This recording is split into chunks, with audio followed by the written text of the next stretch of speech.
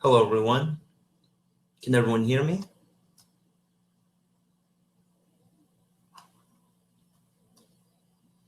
Awesome. Hacklytics, everyone. Have y'all been enjoying it?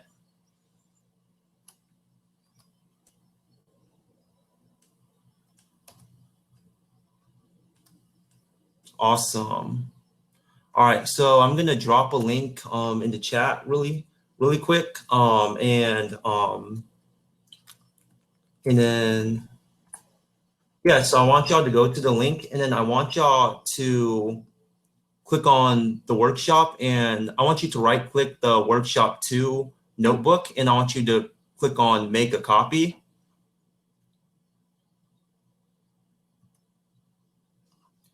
And then I want you to add it on your own personal drive.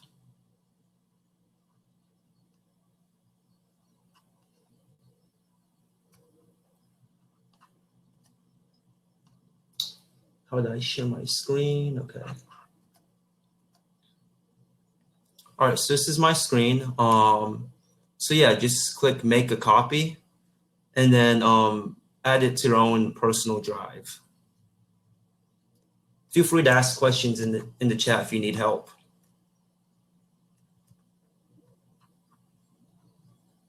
Also, when you open up the notebook, you're gonna want to click Google Collaboratory, because that's how we're gonna access the notebook and manipulate all of the data. So yeah, basically this whole workshop is interesting. So some of our learning objectives is we're going to learn some ways how to conceptualize models and data. We're going to visualize the functions of some popular machine learning algorithms. And we're also going to understand the difference between classification and regression. And we're also going to be in a few lines of code using scikit-learn. And some of them include support vector regressors, decision trees, multi-layer perceptrons, and that's basically a type of neural network. So yeah, so in terms of machine learning, it's a part of artificial intelligence. And then the deep learning part, basically what deep learning is, it's basically like a specialized neural network, and it's a subset of machine learning. So to start things off, we wanna first mount our drive. So we want to click on this arrow right here. Looks like I'm dealing with an error. Yeah. And you're supposed to be getting something that looks like this. You want to click on the link right here, and you should receive a code for you to put in. So what you want to do is you want to copy it. You want to paste in here and hit enter.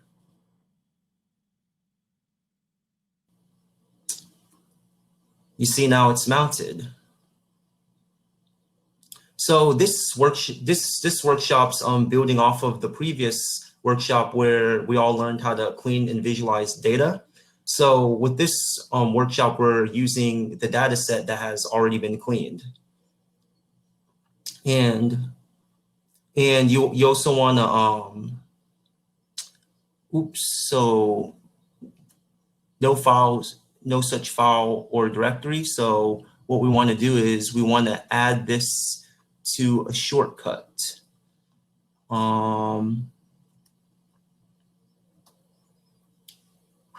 to remember how to do this.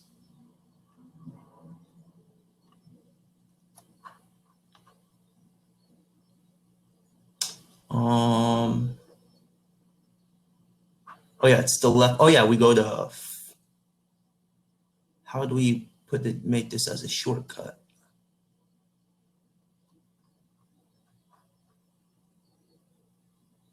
Does the file already contain the data set?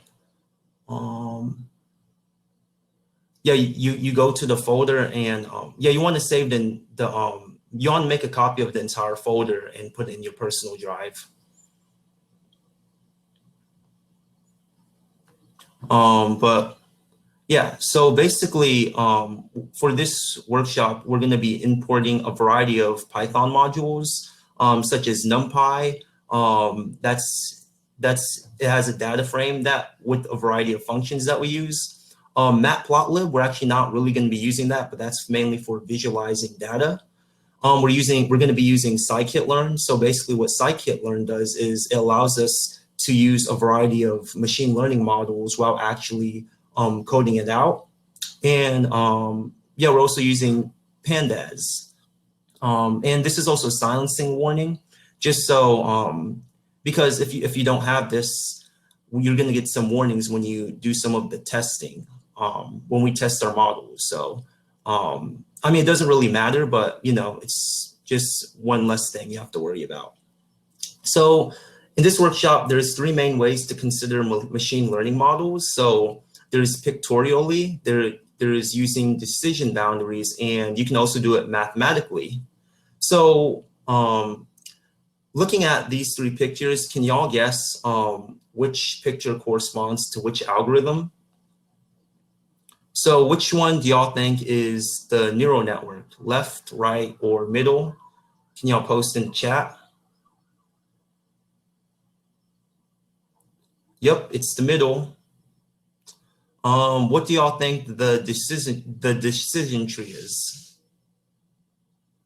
Looks like everyone knows what it is. It's the left. And the one to the right is, as we all know, the support vector machine. So, so yeah, these are basically what these different models look like. We're going to be going into them more in depth later on in this workshop. And so let's talk about some of the decision boundaries. So basically, it can be thought of how machine learning models make decisions. These boundaries will determine which class a given instance belongs to. So we can say like these circles could represent dogs and these triangles can represent cats. So basically what these boundaries do is that it kind of classifies each set of data, each subset of data, just so we know which one's the cat and which one's the dog. And some models that we could use to do this are decision trees. KNN stands for the kth nearest neighbor, and support vector machines, as well as neural networks. And these are used widely throughout academia and industry. So the third way we're going to be talking about is mathematic formulations. So, so let's think about what is a model that is using features to predict a class doing. So yeah, so we're taking in as input the columns and we're getting as output a classification. And we're also finding a mapping between the input and the output. So with this picture, this is representing image recognition. So basically what we're doing is this is a picture that we're putting into a neural network, and there is 4 by 6, 24 pixels. So basically it gets inputted into a neural network, and what the neural network or the model does is that it outputs a value like, let's say 0.8 jellyfish and maybe 0.2 dog. So basically it outputs the probability of it being whatever possible outputs it could be. And in this case, it's a jellyfish. So now let's talk about, let's focus more on regression models. So here we have some data being visualized out here. And on the right-hand side, we have y equals mx plus b. So as you can see, this is a linear line. However, we can do a little better than this. So let's try a polynomial function. So as you can see that this function is more accurate in terms of measuring the data. So basically what the goal of machine learning is to adjust the parameters to optimize the performance. And when we mean performance, we mean accurately modeling the data. So yeah, when mx plus b is not enough, we need a more complex formula. So in this case, we're using a polynomial formula. And in some cases, if the data is periodic, we can maybe use sine or cosine, but that's pretty rare. So now let's move on to classification and regression.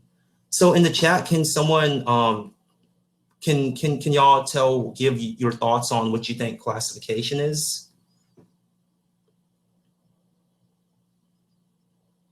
Anyone?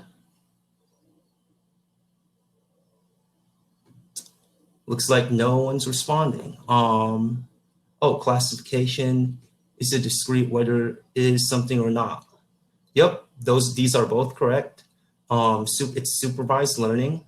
Classification is discrete. So basically what classification is it's more, it's discrete. It's basically kind of like classifying and labeling different parts of data. Can anyone give what they think regression is?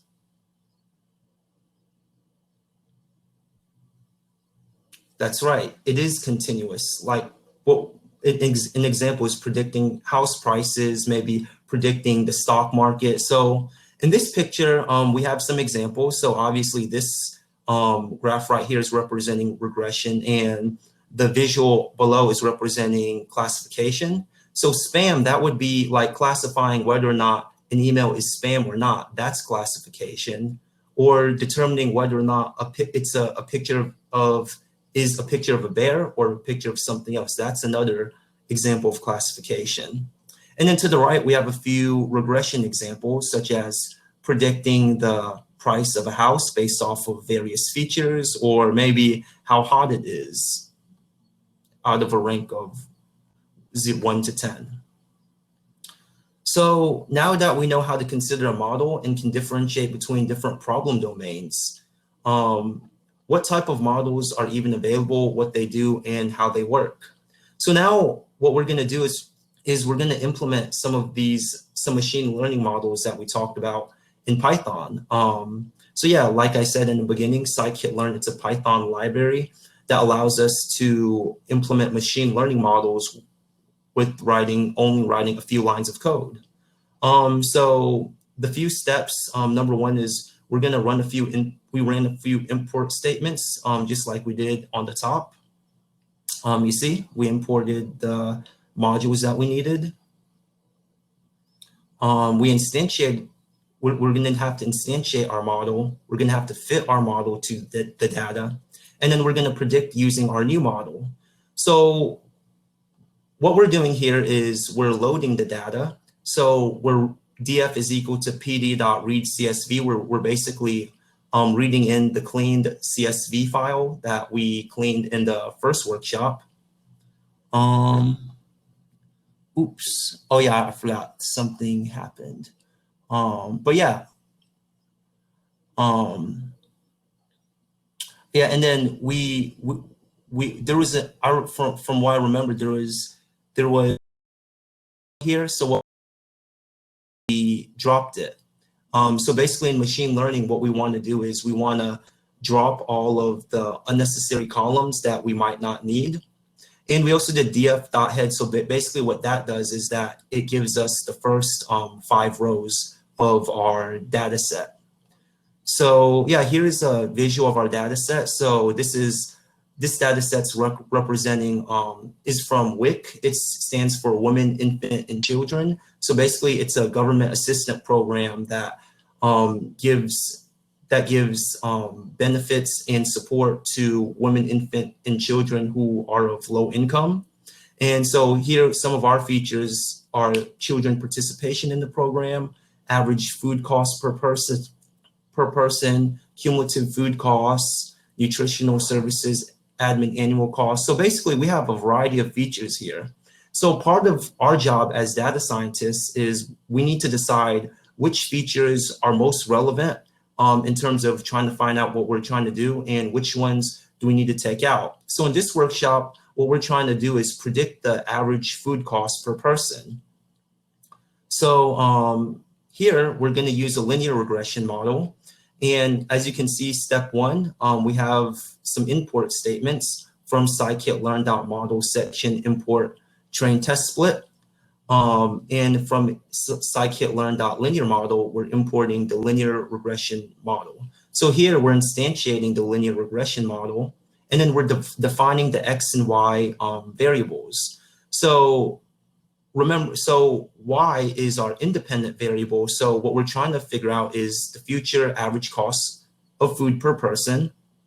And what we're doing here in the X variable is basically everything else. So what we're doing here, df.drop, we're taking away the average food cost per person because that's our independent variable. We also need to take away the state agency or Indian tribal organization because that's not a numerical data. Like, let's say Georgia, Florida, those are not numerical data like everything else. So that's why we dropped those. And then for this line right here, we're using the train test split method. And so basically what this does is we have an entire data set. So what we're doing here is we need to choose which part of the data we want to use to train our model. And then we need to choose a smaller percentage to test our model. So basically what's going on here is, as you can see, our test size is 20%. So we're going to use 80% of our data to train our model. So we're going to use that 80% of our data, we're going to input it into our model. We're going to test it, and it's going to output some values. And typically what data scientists like to do is we like to use our predicted values and compare them with that 20% of real values to see how accurate our models. What we do is we manipulate the parameters to see how accurate we can get. So yeah, so in terms of random state, this doesn't really matter. It can be really any number. Basically just give me a number makes it fixed. If you take away this parameter, each time you run it, it's just gonna give you random predicted values. So you see a fifth of our data is going to the testing set. So yeah, so this is the fitting part. So we're calling the fit method on the linear regression, and we're inputting the X train and the Y train. So we're making the line of best fit. And then we're making predictions, and then we printed out some of the predictions here. So yeah, these are the predicted values. Compare these values to the average food cost in the data set. So we got 48.64, not too far off, but look, 51 and 45. So I mean, obviously, you know, we can do better. So yeah. So this is X dot head. So the values of all of the features of our data set. And we're also doing Y dot head. So yeah, these are the average food costs per person. So the next model we are gonna dive deep into are the support vector regressors. So support vector regressors are a type of support vector machines. There's also the support vector classifiers that are used for classification, but in this workshop, we're covering regression. So as you can see, here's the decision boundary, and you know, you can classify two different types.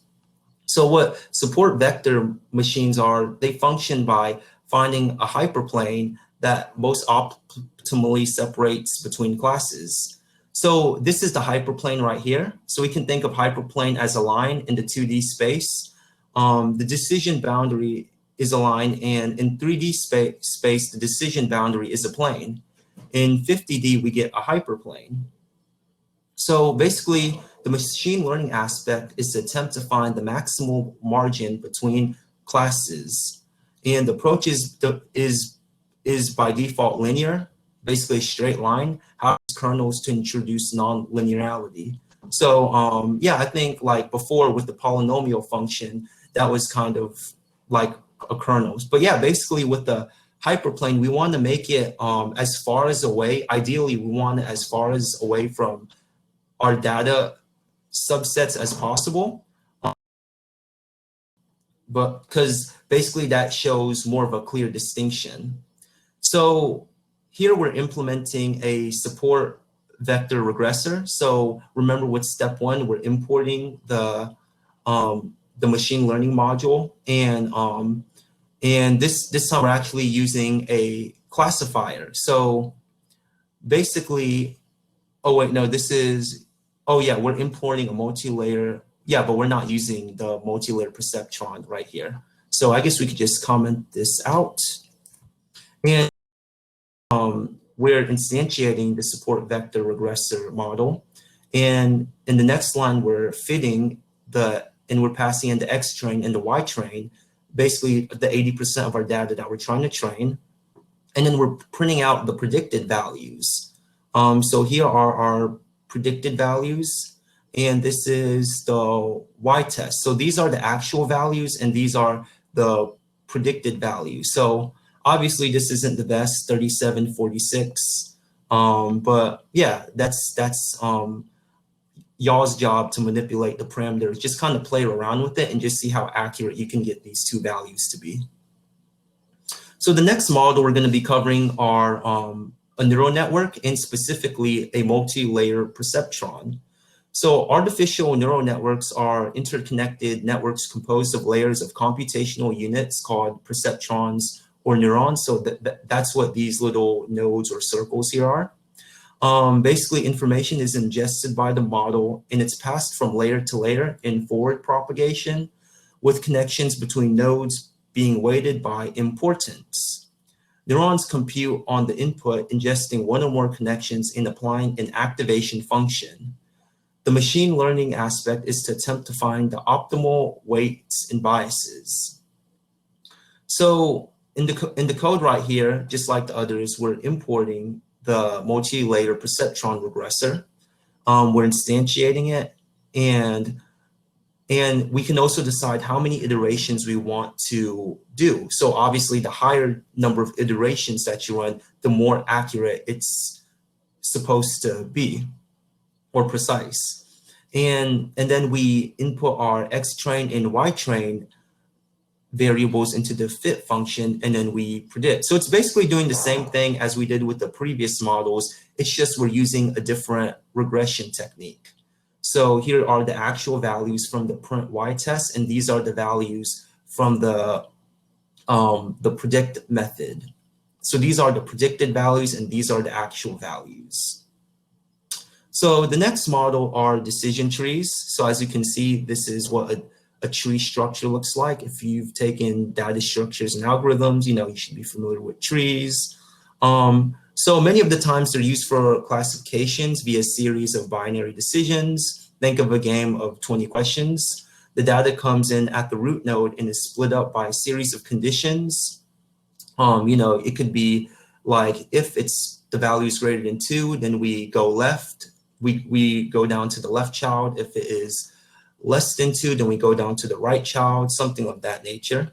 And then several branches and then leaf nodes, which gives a classification. The machine learning piece comes from determining the optimal conditions when forming branches as determined by the information gain criteria. So yeah, here we're importing the decision tree regressor. And so this time, let's try, it's your turn. I've shown you a couple of examples. So the structure is fairly the same. It's just we're using decision trees this time. So I'm gonna give you guys maybe 2 or 3 minutes, try to come up with the code for it, and then I can review the code on how to do it. Feel free to post any questions you have in the chat.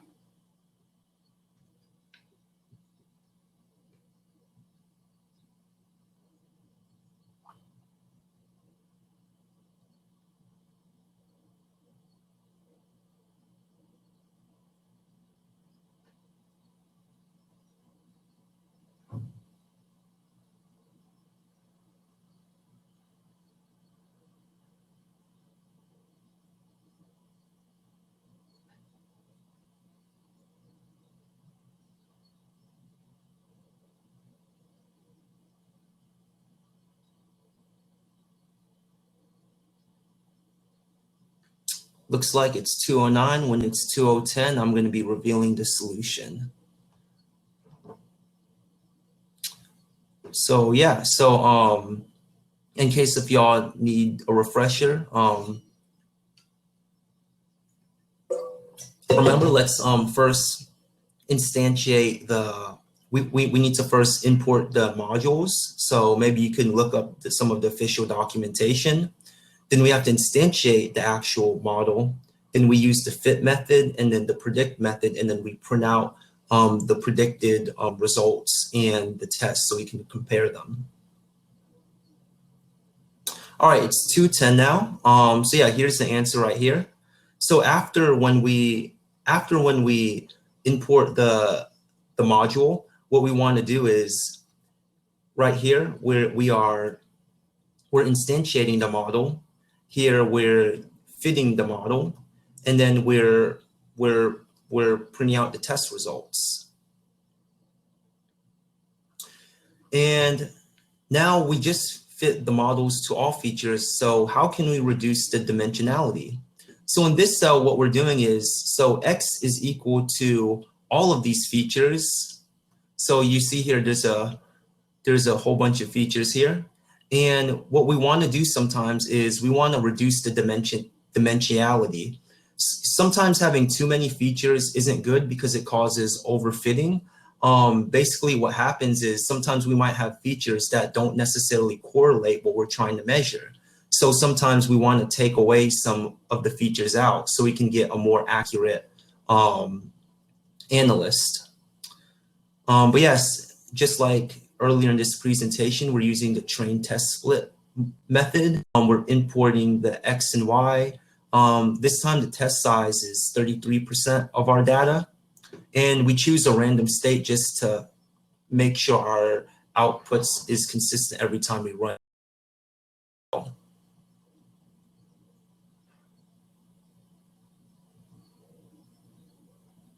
So here's an exercise right here. So try to find a way to fit the linear regressor, support vector regressor, multi-layer perceptron regressor, and decision tree regressor with the new set of features. So I'm going to give y'all 2 minutes. When it's 2:13, I'll be showing y'all the answer.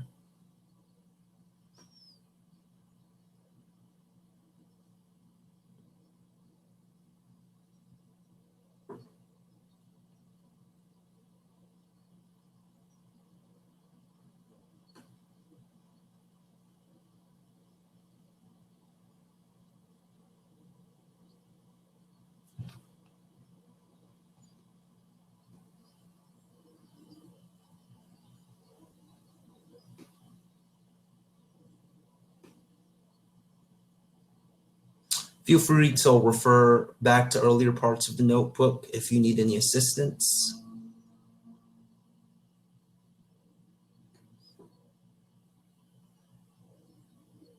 Does anyone want to try to share their code in the chat? See if y'all got it right.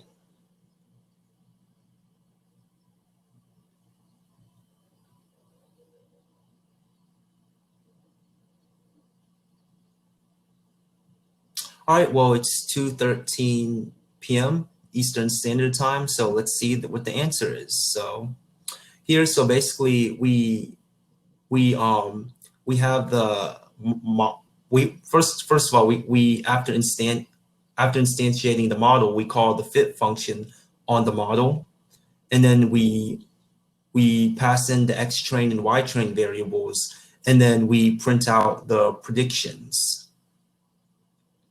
But yeah, in conclusion, in this notebook, we learned different ways to conceptualize models and data. We looked at some visuals of functions of some popular machine learning algorithms. We learned a little bit about what classification and regression is. And we also used scikit-learn to code machine learning in a few lines of codes. So some of the models we covered today are linear regressors, support vector regressors, neural networks, and decision trees.